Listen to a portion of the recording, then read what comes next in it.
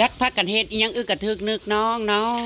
อันนี้แม่นห่านเฟออันแซ่บแม่น้องบ่ออยู่บ่น้อง บ่มันเซ็งแล้วพี่คอยมาเซ็ง เอ้าแม่นแต่บ่ ไปเซ็งล้านแล้ววันนี้ เจ้าเสียงล้านแหละเอาแล้วสิเป็นห่านเฟออีหยังบัดนี้ เบาซ้อนวันนี้นั่น โอ้ยห่านเฟอบ่าวสอนเนาะแซ่บคือมันแซ่บคือเก่าบ่รสชาติคือเก่าบ่ แซ่บรสชาติ ให้ ทำ ค มัน น ชิมรส รสชาติดังเดิมใส่อีหยังแหน่เครื่องปรุงนะจังหวัดเฮ็ดจังได๋จังหวัดแซ่บถ่ายทอดให้แล้วบ่ กระดูกมากระดูกมัวกระดูกมู โอ้ยว่าสิมาห่านใหม่เนาะมันสิแซ่บคือเก่าอยู่บ่ อุ่น ว่าสิมาเอาจัก 3,000 นี่นะ ๆนี่นะ อืม พ่อจะบอกมีคนจบ ราคาซ้ำเก่าบ่ถ้วยละเท่าใดนี่นั่น 60ได้วันนี้ อ้ายแหน่มันสิได้ร้อยถ้วยบ่ถ้วยละ ของเรามาขายให้เจ้าต่อ60 60มันก็ได้แต่50เท่านั้นแหละขนาดน่ะ มาหามาเพีย เป็นยุ่งๆยากๆวุ่นๆไว้ฟ้าอยู่เฮาก็แต่มาเลยบ่ได้มาช่วยยายบัวกราบสวัสดีเด้อพี่น้องเด้อสวัสดีตอนสวยๆจ้าเป็นวุ่นๆไว้ๆอยู่กำลังใส่ถุงใส่ถึงวันนี้เป็นวันที่เราจะไปแจกก๋วยเตี๋ยวนั่นเองพี่น้องเอ้ยได้มาละสองนะเพราะว่าอันมี FC ที่อันมางานแต่งเจซีนั่นแหละจ้าเพิ่นเหมาก๋วยเตี๋ยวป้าบัวไปแจกนักเรียนอยู่โรงเรียนบ้านไม้หนองหว่าพุ่นแหละหมองที่เข้าไปแจกกันก๋วยแขกก๋วยฉาพุ่นแหละพี่น้องจ้า เขาเลิก11:30เลยบ่ แต่ก่อนอื่นก็ขอขอบคุณเด้อค่ะเพิ่นว่าให้เอ่ยน้ำได้นะจ๊ะซอแพรวนะคะแพรวพราวแสงทองเด้อจ้านางเอกหมอลำจากฝั่งไทยที่เป็นเจ้าภาพเลี้ยงก๋วยเตี๋ยวเด็กนักเรียนในครั้งนี้เนาะจากได้ก็ขอบคุณหลายๆโอ้ยโทรศัพท์ข่อยก็บ่ค่อยอยากแจ้งปานใดเนาะเหมาก๋วยเตี๋ยวป้าบัว100 ชุดนะจ๊ะพี่น้องแล้วก็มีน้ำพร้อมเด้อ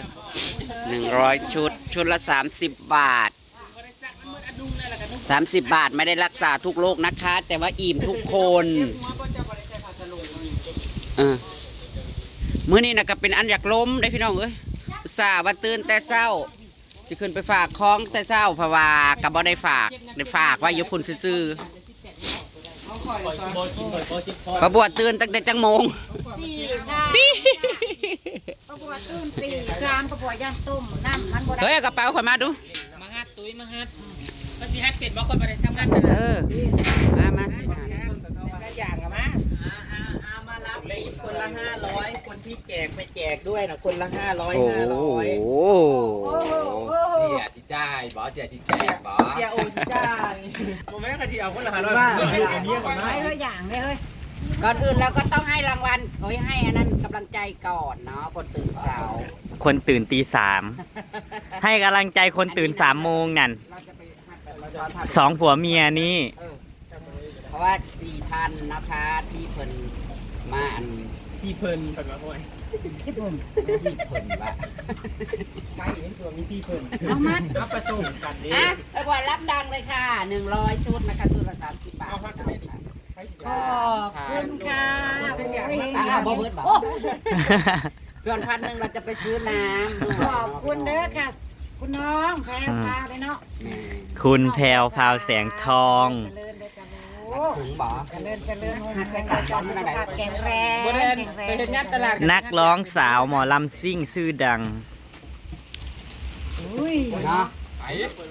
ขอบคุณหลาย ๆ เด้อวันนี้เขาก็สิมาเป็นสะพานบุญให้เพิ่นเนาะ ยกออกไปตั้งมัดคือภาษีนะเอาเลยอ่ะ จัก เอา จ่อ หอยนึง เฮ็ดคนก็เฮ็ดบ่ปรุงจัก ต้องปรุงตัวนี้แรก ไปอาบน้ำจ้า จ้าให้เลือดไปอาบน้ำ ส่วนยืด ทางวัดได้อยู่ ทำที่มาใส่อันนี้ดิลมนะจ้า ขายผืออยู่เนาะ ใส่ถังบ่ใส่กระซ้ำใหญ่ใส่หยังก็ได้ แต่ว่าไปนี่ไกลๆนึงเขาบ่ต้องใส่ถังก็ได้ สู้ว่า อ่ะ หูซึกจะไหนเขาซูมหน้าหูซึกแล้วนะ เวลาบอกต่อน้ำซูมหน้าบอกนะซูม ใส่หลายใบสี เอาพี่หน้าเห็นนะว่าอยู่เศร้าผมเห็นแต่งอนเมื่อเช้าวันนี้ก็ดี ต้องแปลวเนาะ ข้าวสดเจ้าเขาจะเอางอนมาให้ฉันดู นะชุดละ30 บาทพอกินอยู่ไอ้ดอก เส้นไม่ใช่กล้องเดียวไปทั้งเลยนะ เอาให้เป็นชุดเป็นชุดนั่นนี่ด้วยแล้วก็จะเป็นที่เอาเป็น เอาไปแล้วก็เอา ต้ม ไป เค็มข้น มันหลายคนเนาะซอยกัน ว่าไม่มีตกก่อน แล้วพอไว้เวลาเราไม่ง่ายเต็มเราใช้ร่างเดียวนี่ เอาเป็นยากระสูบหน้ามึงจะมาเคือเด้อ เฮ้ยภรรยาเด้อสันมัน คือบอให้จะกระตุกเจ้าลีดไปเลยถกจ้าไอ้เจ้าลูก มาเด้อโคตรให้ แล้วมึงนายแค่นี้ปวดเดียวเนาะ ควงถุงให้เบิ่งในพ่อค้าเอ้ยผัวแม่ค้านั่นมัดนั่นมัดทงนั่น นางคนสวยก็มาเด้อนางคนสวย หักมือนี่คือมาล้มกระดกกระดิ่งแท้ ลมซ่านางตุ๋ย ๆ ลมลีดของเราหน้าอยู่แต่บอลนี้นี่ผู้กินบอลทินเบอร์เบิร์ดได้ลอยชุดอีก ลอยชุด แต่ว่ามือนี่เป็นอันล่มขนาดได้พี่น้องล่มคักมือนี่ล่มแห้ง ลมลีดจ้ายังไม่บอกจ้า บ่หรือบางเสียงจ่าย เลย เดี๋ยวจะใส่ลายเด้อใส่ บ่แม่นล่มซาตุยม่านทางบ่จักพอ จักโมงมาน่ะเขาไม่มีไปรอบใกล้ โอ้ยเสียดายไอ้เรียรอมากราคาผู้ใส่น้อยผู้ซ้อนรถมันลังกาผมเลยคอยมากนิดแต่มันมาเลยยิงบ่มา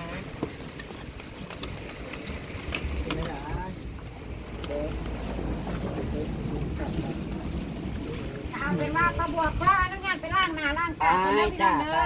ปล่อยให้น้องคนลุยต่อบ้านนี้มาหลายคนแหละ ไปผู้ตื่นแต่เช้านั่น เอากระเช้าอยู่6 โมง จ้าพ่อแม่ลูกน้องแง่งอยู่นี่ เช้าตื่นมาล้างหมูแต่เช้าก็ว่า ขายเลยยังทันได้ขายอยู่มูน่ะ มาเอาอยู่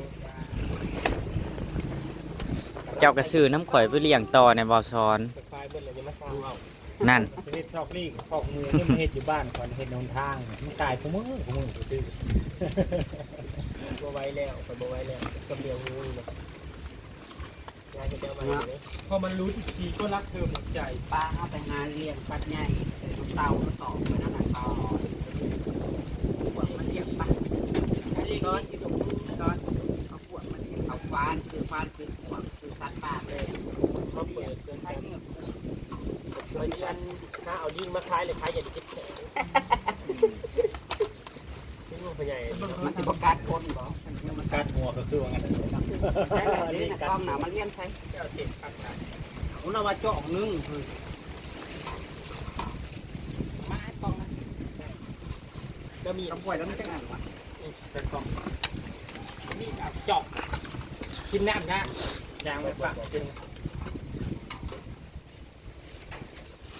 แต่ไปว่าวในที่ไทยกับว่าวยัง เอ้าใช่เว้าหยัง ชายกับไทยสื่อชมว่าไทย เอ้า ใช่เว้าหยังซะใช่เว้าหยังซะบางเทื่อมันก็ถึงจุดสิบ่อยากจุดบ่อยากเว้ากระท้ายนี่เด้ล่ะเขาก็เบิ่งอยู่นี่นั่นมัดธงนี่เนาะพี่น้องพี่น้องก็นั่งเบิ่งมัดธงอยู่ลุ้นอยู่ว่าสิแล้วยามใด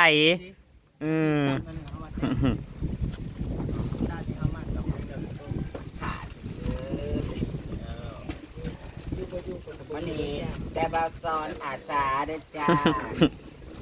ใส่อา เหมือนคือได้ยินข่าวตามหาน้ำมันอยู่ซ้อนเลย อยู่ใส่ ห้วยน้ำมันเติมตัว นี่รีบ่ ร้านนี้ใส่กระขาด เงี้ยวใส่มันโลดป่ะ วันนี้ให้คือน้ำมันละลายน้ำมันลดยักษ์คือน้ำมันได้กระยาเขาจะไปเติมด้วยคนละในบ้านคือไทย เงี้ยวเอาใส่ ศิลวัตรอาสาพาศิลวัตรอาสาเอารถพาไปได้มื้อนี่ จ้าตอนแรกว่าสิขี่รถจักร ตอนแรกว่าสิขี่ซาเล้งกันไปเว้ากัน แต่จ้าพี่น้อง ยังบ่แล้วยังเต็มหมออยู่ เบิดไปยืมกระซุ่มพ่อใหญ่กล่องมันนั่นเอาคือผู้ละออกเสลังน่ะมันออกเลยป้อนไปป้อนใจ คือเว้าคนละหาบแล้วย่างตามกลกัน มันสิเป็นกันได้ ยางแต่ตี3พุ่นสิบ่ฮอดบ่ อย่าแต่มันแตกเวลาขี่รถไปแล้วก็ บ่แตกหรอก อย่ามัดพ่องลาย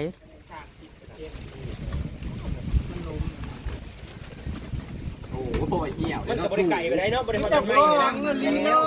นี่ มันยังตื้นมันยุ่ง มันก็บ่ตื้นคือบ่ตักดอก อันเด็ด เฮ้ยอันนี้นะเขาเอิ้นว่าหุ่นดี เส เนี่ยมันแนว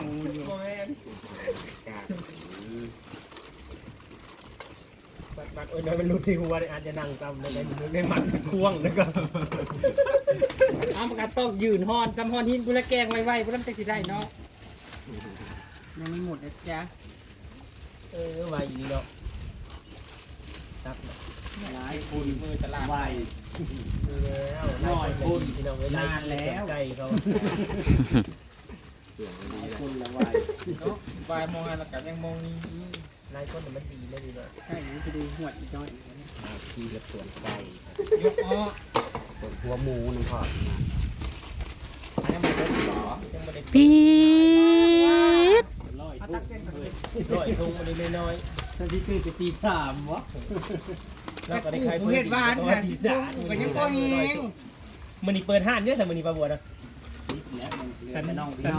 หอน พอแล้วมือนี่คุมแล้วปิดแล้ว มืออื่นยังเปิดใหม่บิ๊กดิเฮ็ดบ่เป็นบ่ บ่ได้เห็ดเป็นหรอก เป็นแล้วหมอลงไปคายเบอร์ญี่ปุ่น ไปคล้ายเพออีเดียวนี่กับ คายเบอร์ยังปรุงน้ำอีกมีพร้อมได้ถึงขึ้นมาในแห่งสีแสบเก้า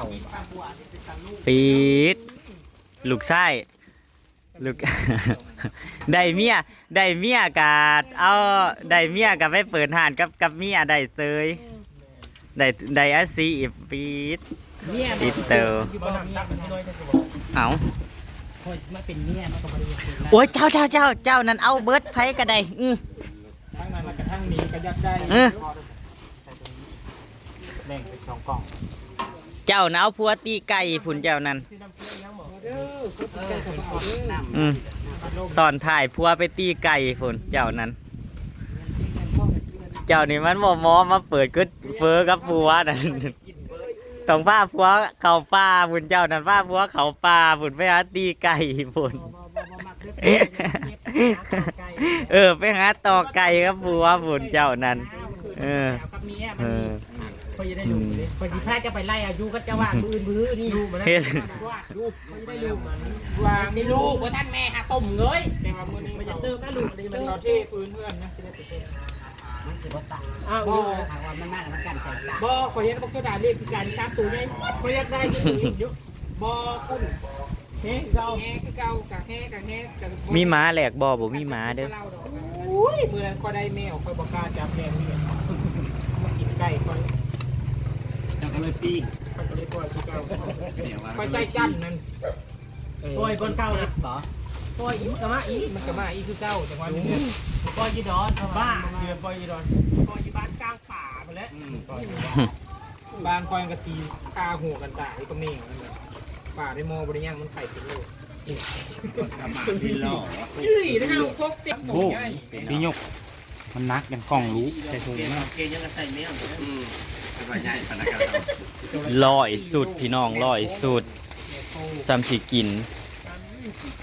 เพื่อนสั่งลอยสุดแต่ว่านักเรียนอยู่ในโรงเรียนน่ะมีอยู่70พี่น้อง70ปลายนั่นแหละรวมทั้งคู่ทั้งหยังพี่น้อง คู่ก็มีจักคนวะ3-4 คนคู่มี 3-4 คนอิ่มนำสำราญเด็กๆอิ่มนำสำราญมีน้ำน้ำได้พี่น้องเพิ่นว่าเพิ่นสิซื้อน้ำน้ำจะซื้อน้ำด้วย แต่งตัวสวย เวลาแต่งตัวสวยๆไปมื่อนี้นะเนาะพวกกระเทย ไปอย่าแสดงออกเลยนะคะทุกคน มันแต่งไม่แก่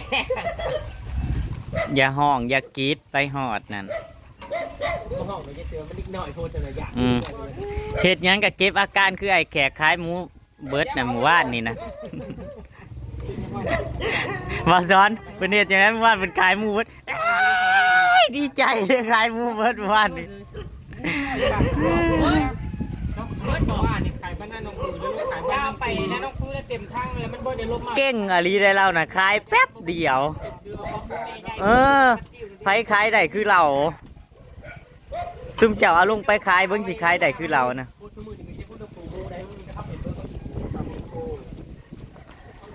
เพราะว่าเราส้มนี่กินแล้วเราอันนั้นมันแม่ก็ง่ายดิแต่พอมึงก็ซื้อลูกก้อนที่เขาขายซื้อนะเนาะ ผมบ่ติดจะเคลื่อนฮีตันแล้ว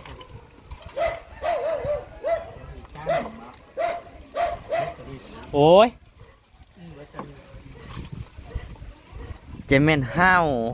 จักห้าวอหย่างจัดการดูอาดไปจัดการมันดูอาดอุ้ยขึ้นหน้าหักแกมา อุ้ยตุ้ยมันช่างหน่อยเจ้าเย็นจังเลย พลาแกมเจ้าคือพลา คอยเป็นโรคเลยนี่นะคอยติดข้อพิจารณ์แล้วคอยพวกนี้ข้อพิจารณ์มึงโป่งหนึ่งชั่วโมงหนึ่งไว้เจ็ดชั่วโมง คอยแล้วว่า เจ็ด เจ้าเป็นลูกปอดพระเจ้า คอยว่ามันบางมันแล้วสิ่งนี้กับเพศเดนิชัยมันยังมันช่อง เจ้า ดาว พระ แล้ว เจ้าหูซึกคันแหละเขาว่าปอดก็ได้นะครับ โอ้ยคอยนะท่านนะบ่ได้อยู่ท่านอยู่คูปี้ตั้งแต่เกิดมา น้อยโลเบิร์ดเนาะบางแขกกิ้งนี่เนาะ ร้อยคู่เลยเว้ยซิ่ง150ไปจนมันกะ เจ้าจะ ไม่ มา จะ เบา คอยจะไปใช้ เจ้าจะมาอ่อยคอยแย่มาอยากเปิดป้ากับป้าน้ำแล้วก็ปอดเบิ้ลนะ มันหมดไปแล้วข้างเลย ป้ากับป้าน้ำดิ พวกมันเกิดสิเมื่อสหา แต่เวลาอยู่เป็นแล้วเลี้ยวดำน้ เดือนหนึ่งก็นี่บริโภคคู่มือ ำได้กำไรเนาะ โอ้ยเนาะโลละร้อยเปล่า ทำจากพวกตัวหนึ่งเจ้าพวก12เรื่องได้พอทุกอย่าง เสร็จแล้วเสร็จแล้วเสร็จแล้วเฮาก็สิเอาขึ้นรถเนาะเอาขึ้นรถไปแจกกัน ทำคนที่ยุ่นๆน่ะประมาณ10คนเริ่มยุ่น สิแวะซื้อถ้วยโฟมในใช้อยู่ในห้านข้างหน้าหั่นบ่ เจ้าก็เจ้าสิมุ่งไว้ห้านใช่ไหมจะมุ่งไว้ แค่ได้จับเข้มบดเนาะจะชอบอยู่กับพ่อ ใช่ปะ เห็นบอกต้องชอบ แทนแล้วแม่ตอนนี้กระดูกนะแทน ชอบเดียวกันพ่อก ระดูก มันลายเติบได้ขบุตนี่ หมดเลยครบ100 ครบ100 หายใจใช่นี่ระหว่างนั้น ใช่ชอบจะมีลาย ครบ100ชุดครบ100ชุด 100สูตรเตรียมเดินทางไปนะยันแต่มันแตกเดี๋ยวนี้ บอแทนต้อง มีแค่เนาะ เว้ยอยากขาด บ่แตกอากาศก็ร้อนเนาะไฟแตกเมื่อมบ่ำเฮ็ดจังได เป็นยังไง เรียบร้อย เสร็จแล้วเรียบร้อยแล้วไปขนขึ้นรถ พอดีบ่น้ำมา ไปวันนี้เดินทางไปบ้านใหม่น้องว่ากันพี่น้องเอ้ยแล้วก็สิไปเสือเอาน้ำแข็งเอาน้ ต้นจงด่างน้ำเนาะ ำแข็งเอาน้ำจมดักมันด้วยไปทำบุญนำกันพี่น้องจ๋าเจอกันที่โรงเรียนบ้านใหม่น้องว่ามื้อนี้บ่าวสอนอาสาเอารถมารับไปนะเนาะพี่น้องแล้วคลิปนี้เก็บภาพบรรยากาศไว้ซ้ำนี่ก็แล้วกันเด้อจะได้กระขอบใจเจ้าภาพนะเซาะแพรวพราวแสงทองก็แล้วกันเด้อเลี้ยงก๋วยเตี๋ยวเด็กๆพี่น้องจูจะตีกันนะห่วยไปสวัสดีดีตามเกมหน้าจ้ะ